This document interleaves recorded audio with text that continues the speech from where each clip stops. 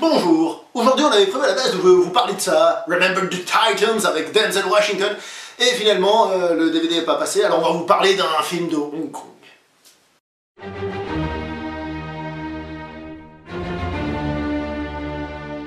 Bonjour à vous les cinéphiles et bienvenue pour cette nouvelle critique poussiéreuse, puisque nous allons parler d'un film de 2013 réalisé par Monsieur Dante Lam, qui s'appelle... Dante Lam, Unbeatable. Oui, Dante Lam, si vous êtes plus italien, Dante Lam, mais Unbeatable, avec quels acteurs s'il te plaît? Nick Cheung et Eddie Peng. Donc nous allons parler là d'un film issu du cinéma de Hong Kong, de l'industrie du cinéma de Hong Kong. Voilà. Alors comme d'habitude, pour ceux qui ne connaîtraient rien à ce film et qui voudraient peut-être le découvrir, on va commencer par donner une note. Et toi camarade, quelle note tu donnerais à ce film? C'est pas passé communiste. 5,5, 6. Oh, t'as pas beaucoup aimé, hein, c'est limite, hein. J'ai aimé, mais je m'attendais à mieux en fait. C'est ça le truc. Là ça tombe bien, moi je m'attendais à rien et je lui mets un gentil 7 sur 10. Un gentil 7 sur 10.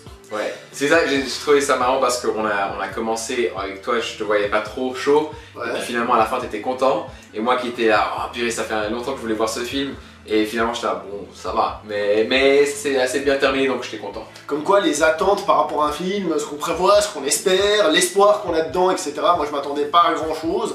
Le début du film, j'avoue qu'il m'a pas convaincu, et en fait peu à peu le film il se construit, à l'arrivée tu te dis ouais j'ai quand même vu un bon petit truc, pas un truc qui va me rester à vie dans la tête, mais un bon petit truc. Alors on va commencer par parler des acteurs. Nick Cheung c'est un acteur qui joue souvent dans les films de Dante Lam et qui est pas très expressif, c'est un peu sa façon d'être, il a toujours la tête sérieuse, mais ça passe dans ce rôle je trouve. Et puis Eddie Peng, il fait toujours un peu le genou qui est un peu nonchalant. Je le trouvais pas incroyable, mais il a bien fait son boulot, comme tu dis souvent. Moi je trouve que les acteurs dans ce film, ça va, c'est-à-dire tu sors pas en te disant que tu as vu une interprétation qui t'a transcendé, aucun acteur du film, hein. Mais malgré tout, ils font le travail et je trouve que ça va justement, ils font le taf, on est satisfait, on est venu, on a été servi, nous sommes contents, pardon. Ouais. Alors c'est un film de combat, c'est sur le MMA, donc bien sûr il faut parler de la chorégraphie de la baston. Et donc, qu'est-ce que t'en as pensé, Beau-Parleur? Alors, déjà, au sens large, je trouve que ce film est intéressant de le comparer par rapport à ce qui se fait en général dans le cinéma de Hong Kong. Dans le cinéma de Hong Kong, classiquement, on a des enchaînements assez longs avec des techniques. Là, on a voulu faire quelque chose de type MMA, et c'est un film qui est plus un film de boxe. D'accord, on n'est pas du tout dans un film de kung-fu, bien que ça vienne de Hong Kong. On est beaucoup plus dans une approche film de boxe, j'ai envie de dire, classique, que ce soit à l'américaine ou n'importe quoi d'autre. Et les combats eux-mêmes sont très MMA et filmés de manière un peu plus normale que ce qui se fait à Hong Kong. Je veux dire, il n'y a pas la saveur d'un film de Hong Kong dans ces combats-là, dans le sens où même à l'époque, on allait faire des films de boxe, on allait quand même les faire de manière assez rapide et tout, mais ça manquait de puissance. Là, ici, le réalisateur a pris le parti de filmer tout ça de manière, on va dire, un petit peu plus conventionnelle, ce qui ne veut pas dire que c'est mauvais. On revient là-dessus tout de suite après, parce qu'il voulait parler de la chorégraphie. Du coup, la chorégraphie des combats, c'est du MMA, avec du sol, des projections, des coups de poing, et de temps en temps, des mouvements un peu fantaisistes, un petit peu spécialement beaux, pas forcément toujours très crédibles d'un point de vue combat réel, mais qui, je trouve que dans le film, ça passe parce qu'on est dans un film. Qu'est-ce que t'en penses? Je pense que c'est intéressant de voir un film hongkongais, donc un film chinois, qui fait du MMA, parce que c'est un peu Hong Kong qui nous a vendu le rêve de Bruce Lee, le rêve de Jackie Chan, de Jet Li, qu'en fait si tu apprends le kung fu, bah, tu vas péter la gueule à tout le monde. Et là tout à coup tu as des personnages qui sont des héros mais qui sont pas vraiment toujours en train de gagner, qui se prennent quand même des gros coups dans le visage et qui vraiment luttent. Même déjà le fait qu'il y ait de la lutte, c'est extrêmement rare. Et bon, on voit qu'ils n'ont pas l'habitude, donc c'est pas toujours bien fait. Ouais. Par exemple, comme on en parlait avant, Flashpoint, c'était un peu le premier film avec du MMA dans le cinéma hongkongais. Après, il y a eu Special ID, toujours avec Donnie Yen, les deux. Alors l'histoire un peu nulle, mais les scènes de baston étaient excellentes. Et là, ça marchait pour un film de MMA, je trouvais. Mais c'était parfois un peu déconnecté des différentes scènes.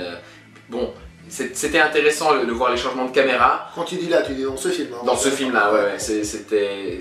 Parfois la caméra changeait un peu trop vite, on voyait pas trop ce qui se passait, mais en règle générale, ça marchait assez bien, je trouvais. Et il y avait des trucs, des moments intéressants, comme quand ils font le clinch. Et puis là, il y a la caméra à l'intérieur, c'était assez... C'est filmé à la première personne, en fait, t'as le clinch et vous êtes à la place des yeux d'autres personnes. Puisque tu parles de la mise en scène des combats, moi j'ai trouvé que souvent, comme j'ai dit, elle est assez classique, entre guillemets banale, mais il y a des fulgurances. Il y a vraiment des fulgurances, comme ce plan que tu as dit, ou 2-3 autres plans. Il y a vraiment des moments où tu dis, ah ouais, ça c'est bien trouvé. Donc les combats sont loin d'être mal filmés, ils sont même, je trouve, plutôt bien filmés dans l'absolu. Rien qui va nous rester à vie, mais plutôt bien filmé. D'ailleurs, j'ai envie de dire que le film en règle générale, c'est pareil. Il y a des très jolis plans à des moments, il y a des fulgurances, rien d'extraordinaire à mes yeux, mais quand même quelque chose de bien fait. C'est un bon travail. Ouais, moi pour la mise en scène générale, je trouve que c'est intéressant de voir un film hongkongais un peu plus moderne, qui en plus c'est filmé à Macao, donc il joue beaucoup sur les couleurs, sur la beauté des rues, des lieux, le genre Las Vegas. T'avais dit qu'il y avait une référence dans le film à un moment donné. Oui. Et je me souviens plus laquelle. Tu m'avais dit avec... ah oui, bien sûr, oui. Il y a une petite scène où ils sont, Nick Chong et la femme dans le film qui sont en Vespa, qui traversent les rues de Macao, et c'est une petite référence aux vacances romaines de Audrey Hepburn et Gregory Peck, pour ceux qui connaissent, c'est un très très vieux film. Voilà, pour faire un petit peu la petite romance, même s'il y a très peu de romance dans le film. Parce que disons les choses comme elles sont, ce film c'est vraiment un drame, hein. C'est avant tout un vrai drame, c'est même pas tant un drame, enfin si c'est un drame sportif, mais c'est surtout un drame, drame sportif, en option en plus j'ai envie de dire. On voit des thématiques hongkongaises qui se mélangent à Rocky en fait, c'est Rocky, la personne qui a un peu pas trop réussi sa vie, plusieurs personnes qui n'ont pas réussi leur vie mais qui décident qu'ils veulent faire quelque chose de grandiose au niveau sportif pour se racheter. Et puis en même temps, il y a une histoire, en fait, un des personnages principaux, il quitte Hong Kong parce qu'en fait, il est endetté avec les mafieux. Donc ça c'est souvent comme ça dans les films de Hong Kong. Ouais, mais souvent il reste, sinon c'est plus des films de Hong Kong. Bah justement, l'histoire est intéressante, donc on voit clairement une inspiration Rocky, pour ceux que... J'ai envie de dire film de boxe en règle générale, parce qu'on a tendance à rappeler que les films de boxe c'est Rocky, c'est un peu le seul qu'on voit, mais l'histoire de la boxe en règle générale est remplie de films sur des gens, dans le statut social et tout ça. Ce sont rarement des films, on va dire, de boxe dans le sens où on va te dire, bon lui il frappe fort, alors reste à distance, arrête à droite, machin. C'est plus des drames sociaux dans lesquels la boxe est dedans. Et à ce niveau-là, Rocky rentre dans ce cadre-là, et ce film rentre aussi dans ce cadre-là. Voilà, et c'est intéressant parce que je pense que ce film est sorti avant Warrior, avec Tom Hardy et... Vérifiez les dates s'il vous plaît, la voiture. Et c'est similaire, quoi. C'est cette histoire de vouloir se racheter, vouloir réussir quelque chose, se retrouver contre des combattants qui sont plus forts que soi, généralement. Mais je trouve que l'histoire fonctionne, mais elle pêche un petit peu parce que c'est difficile de s'attacher à certains personnages, parfois. Alors là où je trouve que ça fait Rocky, c'est par rapport, dans Rocky on dit la capacité à encaisser les coups de la vie, et dans ce film c'est exactement ça, mais au premier degré, hein, vous verrez si vous voyez le film, c'est vraiment ça au premier degré, cette idée-là. Et une des choses qui est assez intéressante dans ce film, c'est qu'en réalité, par exemple, si on prend Rocky, il a certes ses entraîneurs, mais c'est Rocky, le personnage principal. Tandis que là, il y a certes le personnage, on va dire, qui combat le plus, qui est important, mais l'entraîneur est plus important. Dans ce film, on a plus le point de vue de cet entraîneur-là, qui a aussi son vécu, qui va aussi de temps en temps mettre des droites et tout ça. Mais ce que je veux dire, c'est qu'on a plus cette vision-là, sa vie à lui, son drame à lui, ce qui change un tout petit peu du classique du petit poulain, d'une certaine manière qui va plus ou moins monter ou qui doit combattre. On a un point de vue un petit peu différent. Et dans justement cette façon de faire un peu différemment, parce que l'histoire nous prend un peu par surprise, c'est la même chose avec la musique, et ça c'est en règle générale avec le cinéma asiatique, leur façon de mettre une bande sonore est très différente que du cinéma hollywoodien, où on va mettre tout à coup de la musique sentimentale au moment où il est en train de s'entraîner par exemple. Alors parfois ils mettent de la musique un peu entraînante, mais parfois ils mettent aussi de la musique qui semblerait faire tâche pour nous, mais qui pour un public hongkongais ou coréen, ça leur pose pas de problème. Je pense que tu dis ça par rapport, parce que quand on a vu le film, on a fait la remarque, la première scène d'entraînement, si vous voulez, où il y a de la musique et tout ça, enfin scène. On on appelle ça comment, cutscene, je sais pas quoi, enfin le clip d'entraînement on va dire, où je disais que la musique était justement un peu tranquille et que ça avait pas l'air d'être dans un truc épique. Mais en fait c'est parce que dans le film il y a beaucoup d'entraînement, hein. Donc dans celui-là il y a beaucoup d'entraînement, c'est pas juste une fois vite fait comme ça puis on oublie, il y a beaucoup d'entraînement. Et en fait le film fait un crescendo comme j'ai dit un peu avant, qualitativement en ce qui me concerne, mais aussi à ce niveau-là, le premier entraînement il a une musique tranquille et peu à peu ça devient un peu plus épique, à chaque fois plus la mise en scène dans les combats et tout ça, pour finir par un truc où tu te dis quand même, bien, je suis content. Et le développement du personnage principal est effectivement lui aussi vraiment intéressant parce que on met un autre personnage en avant d'abord et ensuite c'est lui qui en fait son histoire se construit, on commence à voir ah ça lui est arrivé, ça lui est arrivé, ça lui est arrivé, puis là tout à coup il prend le dessus. Je trouve que c'est un film il y a un personnage attachant dans ce film parce que effectivement c'est un gars qui est c'est un loser dans la vie, il n'a pas vraiment accompli grand chose, il a même fait de mauvaises choses dans sa vie, il a fait des mauvaises décisions. Et puis finalement il y a un message de rédemption où... Il y a un truc aussi qui est vrai dans ce que tu as dit à peu près là, c'est qu'en fait le film il n'est pas totalement construit de manière linéaire. Surtout au début on se disait attends on comprend pas trop les enjeux, qui, pourquoi.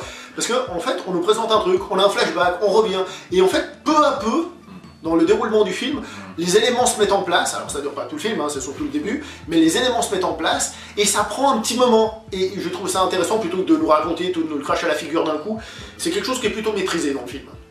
Oui, alors ça peut paraître quand même un peu bizarre, je pense, pour une personne qui a l'habitude d'un film linéaire, un peu plus hollywoodien. Pas forcément, même à Hollywood ils le font, ça arrive, c'est juste qu'ils auraient peut-être pas l'habitude d'un film classique, et c'est vrai que le début on a un petit peu perdu.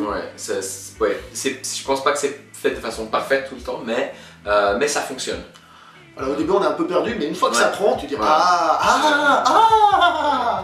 Alors toi tu m'as dit ce film est dépressif, mais je pense que les gens doivent savoir, donc Dante Lam c'est un réalisateur hongkongais qui fait des films qui sont généralement bien pires en termes de dépression, où beaucoup de personnages souffrent beaucoup, mais je trouve que celui-ci il a quand même quelque chose de...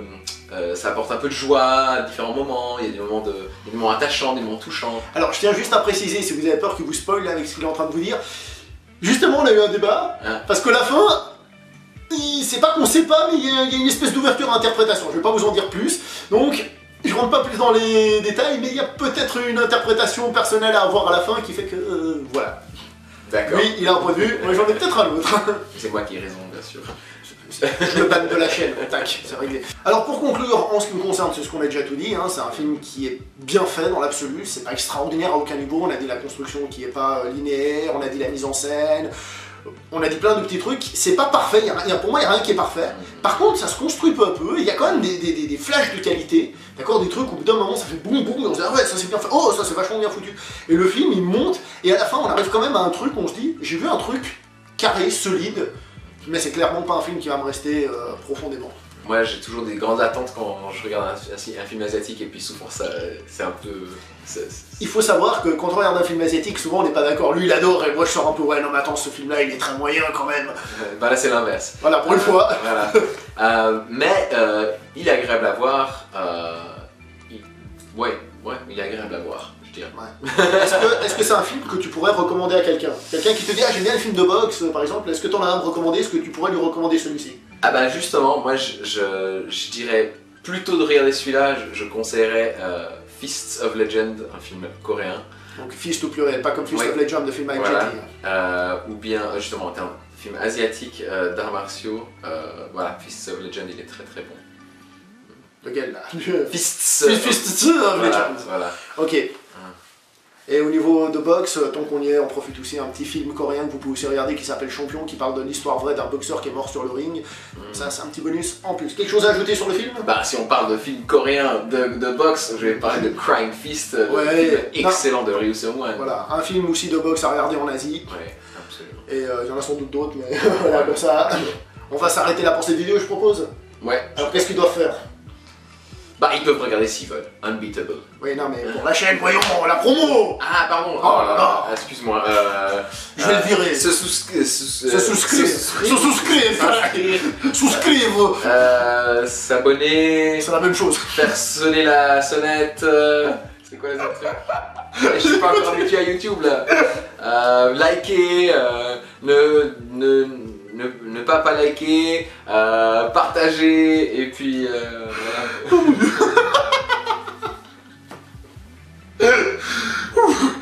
Ouais, bah, partagez, commentez, likez, Voilà, abonnez-vous, etc. Voilà, exactement. Ciao tout le monde, portez-vous bien. Portez-vous bien.